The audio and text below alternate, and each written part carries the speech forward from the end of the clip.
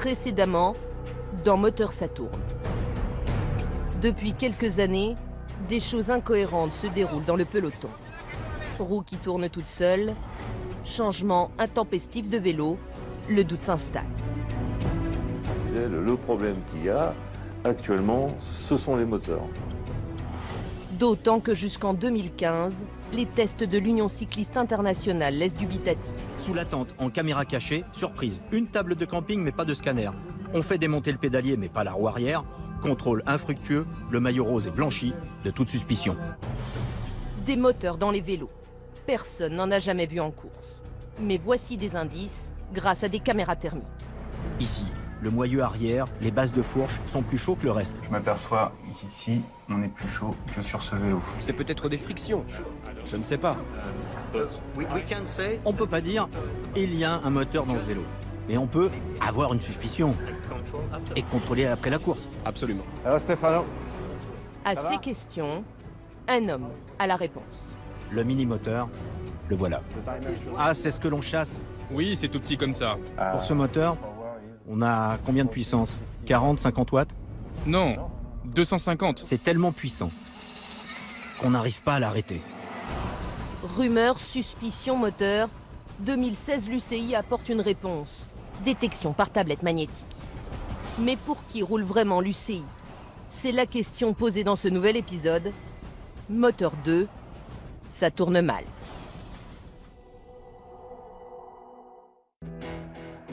Quelle relation peut-il y avoir entre 1.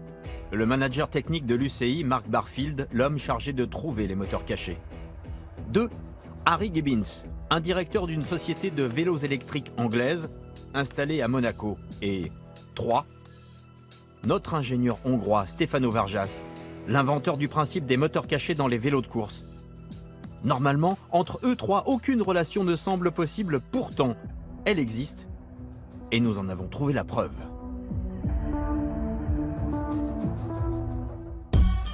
Le 3 mai dernier, l'UCI, qui jusque-là ne voulait pas communiquer sur son nouveau système de détection, organise une conférence de presse à la suite de notre reportage. Le maître de cérémonie, c'est Mark Barfield, directeur technique de l'UCI, patron de la lutte contre la fraude technologique. Mais ce jour-là, il a un message clair pour la presse. La caméra thermique n'est pas fiable et pour cela, il a soigneusement sélectionné certaines images de notre reportage. Ce que ça montre, c'est que la jambe cache la signature thermique du moteur. Mais jamais nos images d'échauffement de roues ne sont présentées. Le but de la démonstration, L'imagerie thermique peut marcher, mais dans certaines circonstances. tandis qu'avec la tablette de l'UCI, que nous n'avons pas pu tester nous-mêmes, ça paraît si simple. Là, c'est intéressant. Au-dessus du moyeu, dans le tube de sel, nous avons une lueur. Et c'est une lueur consistante. La tablette émet un champ magnétique qui doit détecter les aimants des moteurs ou des masses cachées dans les tubes. Les cobayes, des vélos grand public à moteur prêtés par une société anglaise, Typhoon Bikes. C'est là qu'apparaît le deuxième personnage de notre histoire, Harry Gibbons. La tablette peut sans doute détecter avant et après la course, mais la caméra thermique est la seule à pouvoir détecter pendant la course. Et ça, visiblement, à l'UCI, on a du mal à le reconnaître. Vous pouvez détecter avec la tablette, là? Probablement non. Quand le pédalier tourne, non. Eh oui, c'est vrai. Pendant la course, quand ça tourne, c'est compliqué. Mais vous ne pourriez pas non plus mettre une caméra thermique sur une moto à côté de chaque vélo. La caméra thermique, visiblement, l'UCI n'en veut pas. Et ça n'est pas nouveau. Nous nous sommes procurés un échange de courrier entre le président de l'agence française antidopage et le président de l'UCI après le Tour 2015. La FLD demande à l'UCI un meilleur contrôle du matériel des coureurs, ce à quoi l'UCI répond. Nous nous déclarons satisfaits du niveau de surveillance et de contrôle démontré lors de cette dernière édition du Tour de France. En retour, la FLD propose. Le type de contrôle exercé pourrait également être perfectionné s'il était fait usage de caméras thermiques. L'UCI ne donnera pas suite. Mais les moteurs chez certains coureurs du peloton, les gendarmes de l'OCLAESP en charge des enquêtes antidopage en ont aussi entendu parler. Dès le 7 juillet 2015, quand le Tour arrive en France, le vent de la rumeur les saisit également. Dans les premiers jours, on a eu du renseignement par différentes sources du renseignement sur une possible utilisation de moteurs électriques.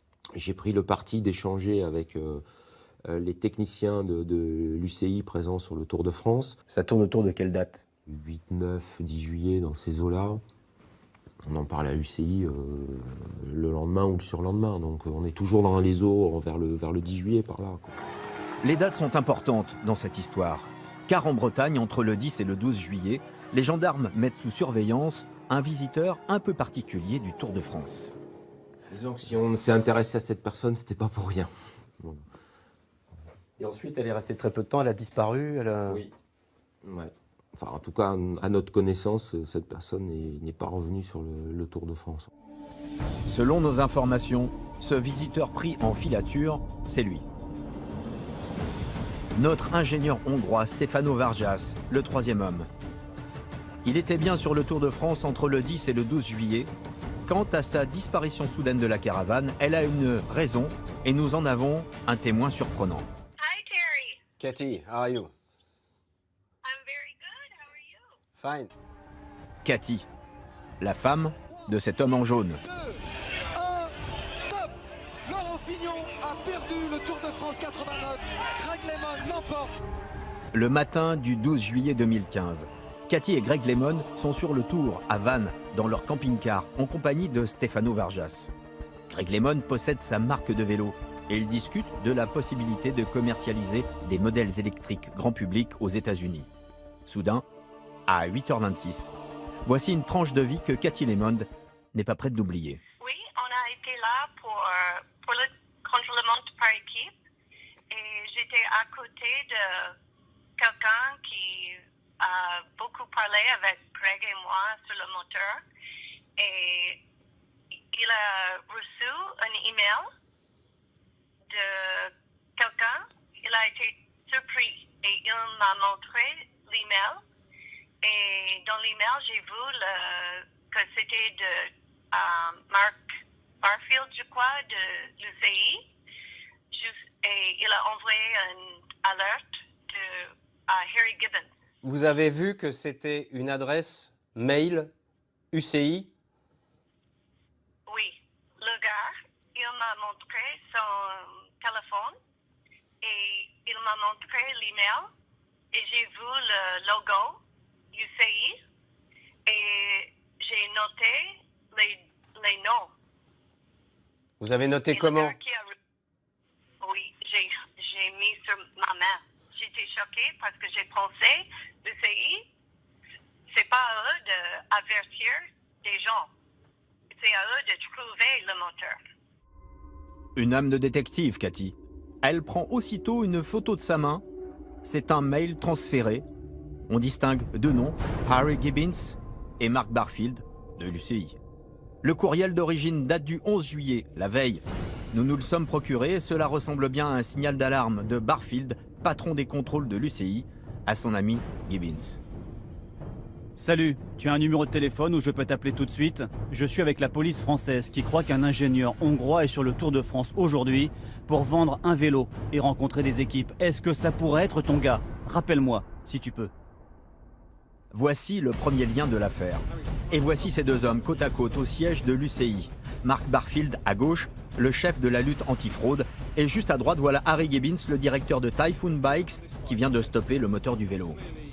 Question: pourquoi Harry Gibbons doit-il absolument être prévenu en urgence d'une enquête des gendarmes? La peur d'un scandale? Peut-être. Car en 2015, Gibbons et Typhoon employaient Stefano Vargas, l'ingénieur hongrois, pour exploiter sa technologie. Voici une copie du contrat commercial que nous nous sommes également procuré. Il date de janvier 2015, 7 mois avant le Tour de France. Des fuites venant de l'UCI sur les investigations des gendarmes? Pour le CLAESP, c'est totalement impossible. Jusqu'à preuve du contraire.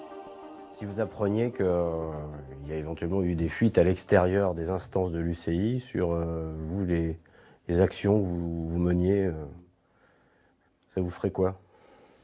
D'abord, je serais surpris parce que je ne vois pas l'intérêt qu'aurait l'UCI, quelqu'un à l'UCI, faire fuiter les informations de ce genre-là. Bon, je vois pas comment ça pourrait arriver.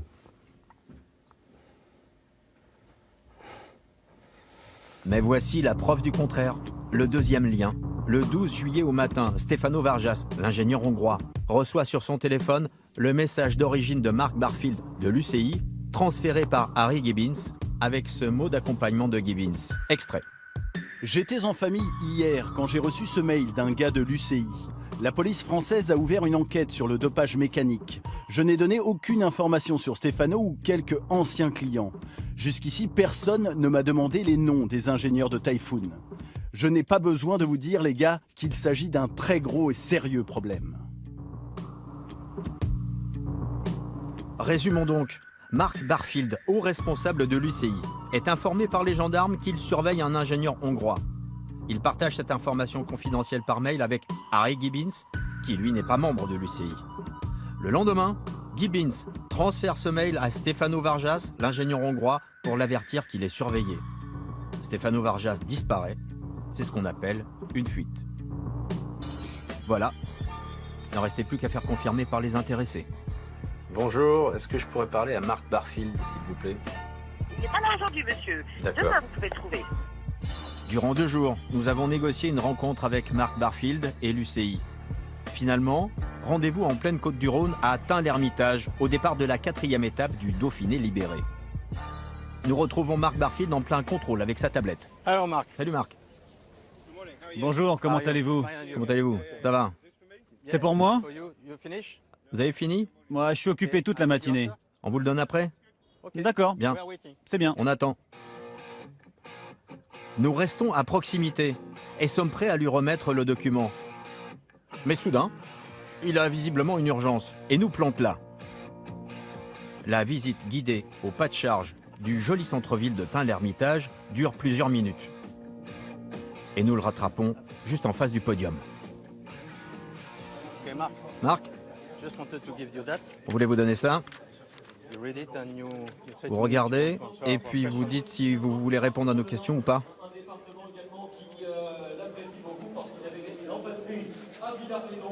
Prenez votre temps. Quelques instants pour lire et prendre une grande bouffée de réflexion. Et puis finalement, reconnaître et assumer totalement. Pour Mark Barfield, pratiquer ainsi, eh bien, c'est tout naturel. C'est un mail. De moi? C'est un mail de vous? Oui, c'est un email que j'ai envoyé. Pourquoi? Je donnais des informations. Oui, mais pourquoi? Cette personne qui a reçu ce mail n'est pas membre de l'UCI. Non, mais c'est un partenaire, vous l'avez rencontré lorsque vous êtes venu à Aigle au siège de l'UCI. Vous pensez que c'est normal que quelqu'un qui n'est pas membre de l'UCI reçoive des informations confidentielles des gendarmes sur des enquêtes? Ce que j'ai essayé de faire, c'est de donner plus d'informations pour aider la police. Et c'est ce qu'on a fait. Le plus souvent possible, on donne des informations à la police sur ces individus concernés. Il a donné des informations à la police? Oui. Problème, monsieur Barfield. Les gendarmes ne donnent pas la même version. Ils n'ont jamais été au courant de ce mail et ils n'ont jamais eu de retour d'infos après. C'est ce qu'ils nous ont confirmé. Pendant ce temps-là, notre collègue italien Marco Bonarigo vient juste de garer son yacht dans le port de Monaco. Il va pouvoir poser la question à Harry. En caméra discrète, nous retrouvons Harry Gibbons à son hôtel. Surprise, Typhoon Bikes n'a pas de bureaux officiels. Celui qui nous est présenté comme un des meilleurs partenaires techniques de l'UCI a une adresse à Monaco, mais pas de siège physique sur place. Il nous reçoit au salon de son hôtel et nous lui présentons le mail. Comment vous avez eu ça? Marc m'a envoyé ce mail. Donc vous confirmez avoir reçu ce mail de Mark Barfield? Oui. Je connais le Hongrois dont il parle.